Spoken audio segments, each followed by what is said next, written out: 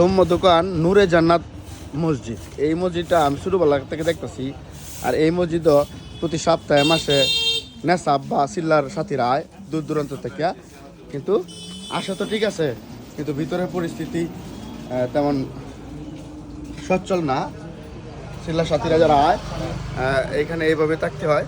সব মসজিদে উন্নত হইতাছে, কিন্তু এই মসজিদটা ছাড়া হোসেনপুরের মধ্যে দেখছি সব মসজিদে উন্নত হইতাছে। আর এই মসজিদটা উন্নত না হওয়ার কারণ কি? মসজিদে জায়গা আছে, প্রচুর জায়গা, কিন্তু মসজিদটা এখনও ভাঙাচোরা।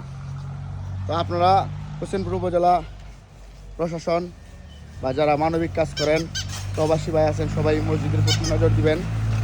আস্তে আস্তে মিলেমিশে কাজ করলে হয়তো একদিন এই মসজিদটা অনেক বড় হইব।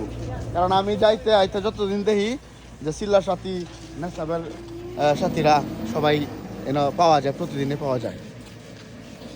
এনে কি প্রতি মাসে মাসে নেশা ভাই সিল্লায়? আমি তো সবসময় দিই যে ভাঙ্গাচোরা মসজিদ হলে কি সবসময় আয়। আপনারা কি সিল্লার সাথী বর্তমানে? আচ্ছা আচ্ছা, আলহামদুলিল্লাহ। তো আপনারা যারা যারা এই মসজিদের জন্য কিছু করতে চান, সরাসরি মসজিদের সাথে যোগাযোগ করবেন, নয়তো আমার সাথে যোগাযোগ করবেন। আমি সরাসরি তাদের সাথে কথা বলবো, আপনাদের সাথে কথা বলে দেন।